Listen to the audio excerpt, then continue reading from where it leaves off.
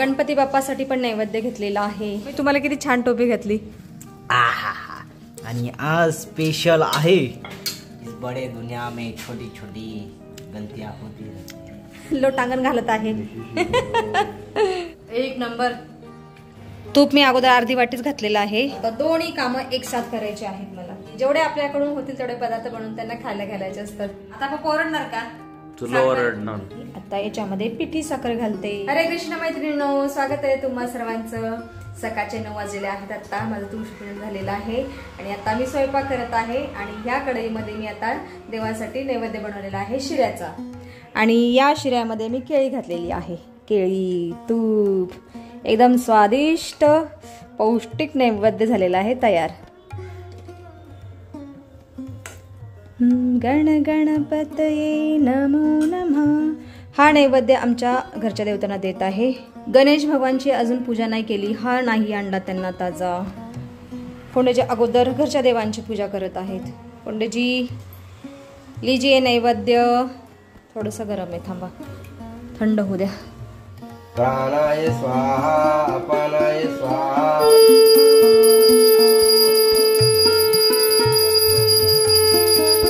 हाँ जी आ गया। मनाने हार फुल आणलेला आहे। मी मटकीची भाजी बनवते बळा। हाँ भूक लागली।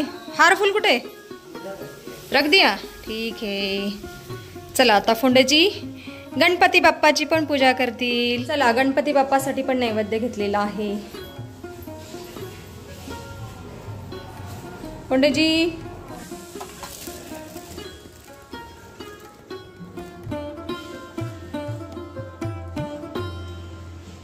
फोंडेजी बघा मी तुम्हाला किती छान टोपी घातली। तू मला आयुष्यात मीच घालते तुम्हाला टोपी नेहमी। दादू आला का पूजेला? दादू ये लवकर।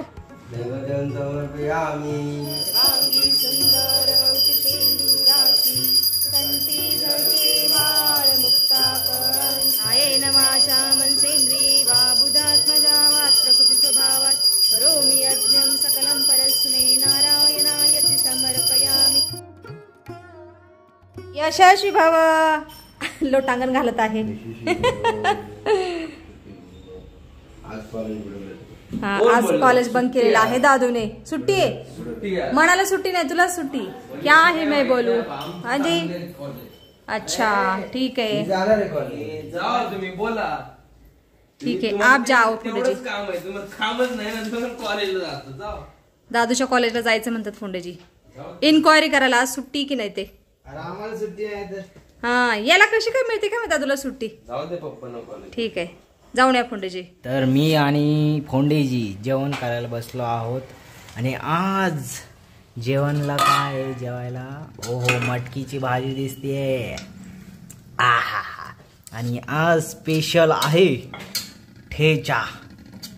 एकदम गरमागरम ठेचा। सगळ्यांना थोडा थोडा वाडा वाटीत तासच घ्यायचं। असंच घ्या, कोई बात नाही, ऐसा ही खाएंगे काय। तुझी वाट चालते ना। चला माझं ताट मस्तपैकी, मस्त नाही म्हणणार पण ठीकठाक सजलेलं आहे। आता ह्याला चट करूया आपण। चट चपाती इकडे असते, वटकान इकडे नसतं तिकडे असतं। ते चुकून झालंय। वटकान कुठे लावले बरोबर? चुकून झालं। असं पाहिजे ना, असं झालं ना। 20 वर्ष झालं तरी माहित नाही हो। कभी कभी होता है। काय होत आहे? इस बड़े दुनिया में छोटी छोटी गलतियां होती रहती है। खा। चला पहिला आपण आज ठेचा ट्राय करूया। मी ठेचलेला ठेचा।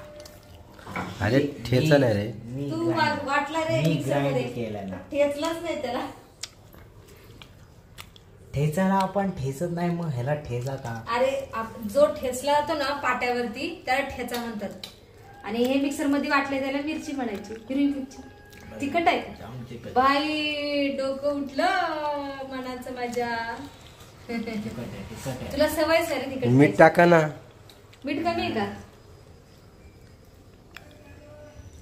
नको खाऊ मग, जमता नहीं तो मत खाना। खाऊंगा मैं अभी जस्ट खाऊंगा।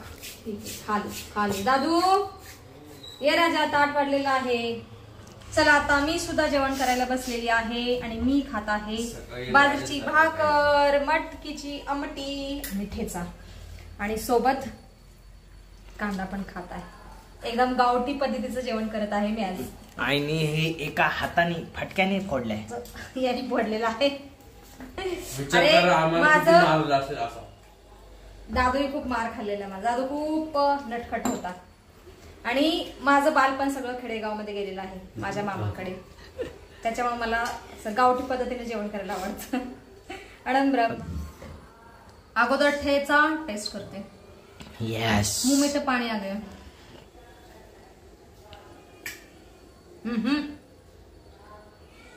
खूप टेस्ट बनलाय.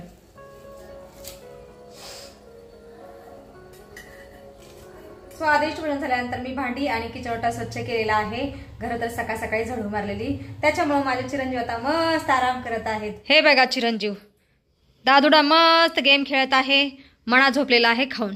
क्या ही बोले बच्चे को, ऐसे ही करते हैं, काम धंधे नहीं है कुछ. ये है बिग बंकर. कॉलेज आता नहीं, काम करते हम. क्या काम करते हो तुम? कॉलेज बंक करना तुम्हारा काम है. मनाला जायचं आहे कॉलेजला, उठवते त्याला आता. चला बाकी आज बाहेर रिमझिम रिमझिम पाऊस येत आहे सारखाच. हे बघा आत्ताच पाऊस पडून गेलेला आहे आणि आता हलकं ऊन पडलेलं आहे. क्या ही बोले इस मौसम का. आणि थंड थंड हवा पण सुटलेली आहे आता.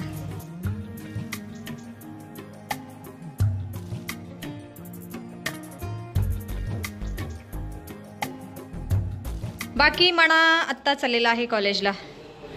रुकिये रुकिये. आयुष्यवंत भव, यशस्वी भव. आओ जा पुत्र. सूर्यकांत आराम से गाड़ी चलाए लो.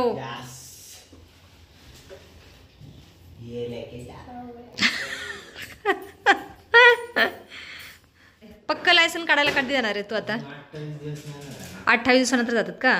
ठीक आहे. आओ जाओ. गाडी सावकाश चालव बाळा, पाऊस आहे बाहेर. ठीक आहे. आओ जाओ. Bye bye. चला आता मी बेसनचे लाडू बनवण्याची तयारी करत आहे आणि इथं पितळी पातेलं आणि ताटं पण काढून ठेवलेले आहेत वरून. वरून म्हणजे किचनच्या वरती जी कपाट आहेत ना तिथून, कारण आता गौराच्या वेळेस लागतील एवढी ताटं पातेलं वगैरे. आता हे धुवायचे आहेत मला, पण मी थोड्या वेळाने धुईन. अगोदर बेसनचे लाडू करून घेते. आता मी परातीमध्ये 4 वाट्या बेसन पीठ घेतलेलं आहे. 1 वाटी बारीक रवा घेतलेला आहे. आज मी पहिल्यांदा रवा घालत आहे बेसन लाडूमध्ये, बघूयात कसे बनतात ते. आणि इथं 1 वाटी तूप घेतलेलं आहे, थोडीशी इलायची घेतलेली आहे आणि 2.5 वाटी पिठी साखर घेतलेली आहे. तर ही ती वाटी आहे. ह्याच वाटीने मी सगळं मोजून घेतलेलं आहे. आज मी थोड्याशा वेगळ्या पद्धतीने बेसन लाडू बनवणार आहे. म्हणजे प्रत्येक वेळेस काय करते, कढईमध्ये तूप टाकते नंतर बेसन टाकते, पण आज मी काय करणार आहे, बेसनामध्येच तूप घालणार आहे आणि परातीमध्ये चांगलं बेसन मिक्स करणार आहे आणि त्याच्यानंतर कढईत घालणार आहे. नाहीतर काय होतं, डायरेक्ट कढईमध्ये बेसन तूप घातलं ना गाठी खूप होतात आणि ते गाठी फोडता फोडताच हात दुखून येतात. म्हणून मी अगोदर बेसन पीठ आणि तूप ह्या परातीमध्ये चांगलं मिक्स करून घेणार आहे.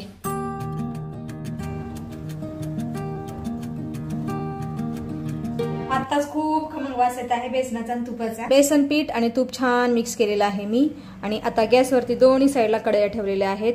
लहान कढईमध्ये मी रवा भाजणार आहे, मोठ्या कढईमध्ये मी बेसन भाजणार आहे. अगोदर बेसन घालते मोठ्या कढईमध्ये. बेसन आणि तूप दोन्ही एकत्र केलेलं आहे, मिक्स केलेलं आहे छान.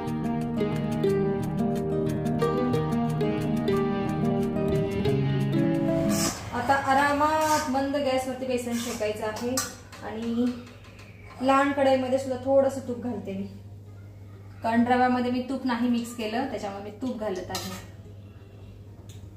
चला 1 वाटी बारीक रवा सुद्धा मी कढईमध्ये भाजत आहे.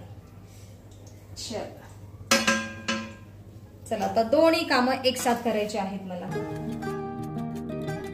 रवा सुद्धा छान खरपूस भाजायचा आहे हलक्या सोनेरी रंगावरती आणि बेसन सुद्धा तसंच भाजायचं आहे हलक्या सोनेरी रंगावर. आत्ताचं बेसनचं आणि रव्याचं टेक्स्चर तुम्ही पाहू शकता. रवा आता पांढरा शुभ्र दिसत आहे, पण भाजून झाल्यानंतर हलक्या सोनेरी रंगावरती दिसेल. आणि बेसन आणि तूप सुद्धा, सॉरी बेसन सुद्धा तसेच दिसेल, हलक्या सोनेरी रंगासारखं दिसेल. आता छान पेशन्स ठेवून भाजायचं आहे बेसनला, एकदम मंद गॅसवरती. तूप मी अगोदरच बेसन पिठामध्ये मिक्स केल्यामुळे गाठी नाही झाल्या. हे बघा तुम्ही पाहू शकताय, थोड्याशा आहेत तेवढं तर राहणारच, पण जास्त गाठी नाही झाल्या. ते एक बरं वाटलं मला. एक नवीन आयडिया सुचली आज मला. मी काहीतरी असे नवीन एक्सपेरिमेंट करत राहते फूड रिलेटेड, आणि मला ते आवडतं सुद्धा. एक 15 ते 20 मिनिटांतर बेसन छान भाजून झालेलं आहे, हलक्या सोनेरी रंगावरती. हे बघा टेक्स्चर पाहू शकता तुम्ही. आणि रवा सुद्धा हलक्या सोनेरी रंगावरती भाजलेला आहे. आता रवा आणि बेसन या परातीमध्ये काढून ठेवते. आता बेसन आणि रवा या परातीमध्ये काढून ठेवलेला आहे. एक 15 मिनिटं थंड होऊ देते आणि त्याच्यानंतर याच्यामध्ये साखर घालते आणि छान सुंदरसे लाडू वळते. 15-20 मिनिटं अग्नीसमोर उभं राहिल्यामुळे मला खूप घाम आलेला आहे.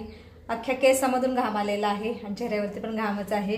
काय करणार, करावं लागतं एवढं, कारण 1 वर्षानंतर गौरी आपल्या माहेर येतात, म्हणजे आपल्या घरी येतात, तर त्यांचं कोड कौतुक करावं लागतं, योग्य प्रकारे त्यांचं स्वागत करावं लागतं, वेगवेगळे पदार्थ बनवून खायला घ्यावे लागतात. म्हणून मी एवढे पदार्थ बनवलेले आहेत.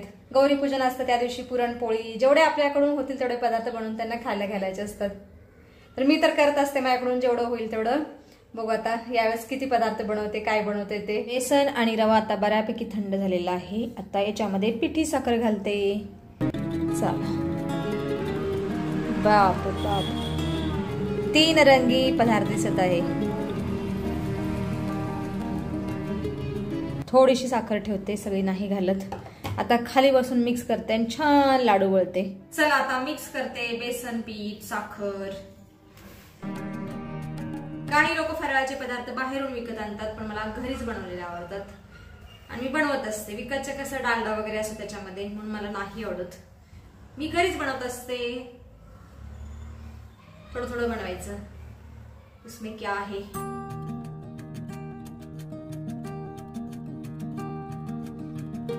कुकरच्या डब्यातली थोडीशी साखर घालते अजून.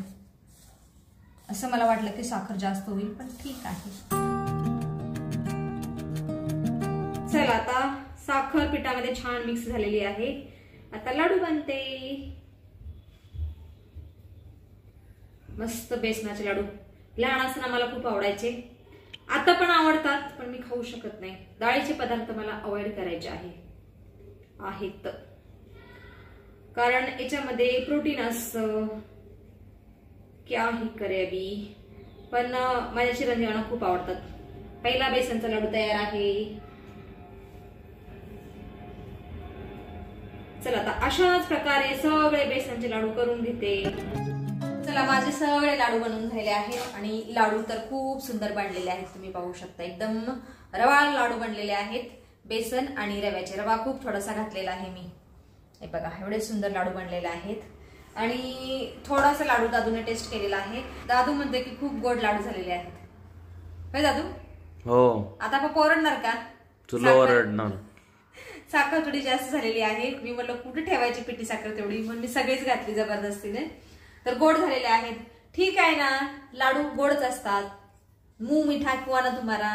बस एवढे लाडू करेपर्यंत सायंकाळचे 5 वाजलेले आहेत.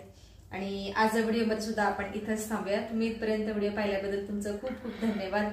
भेटूया आपण पुढच्या व्हिडिओमध्ये.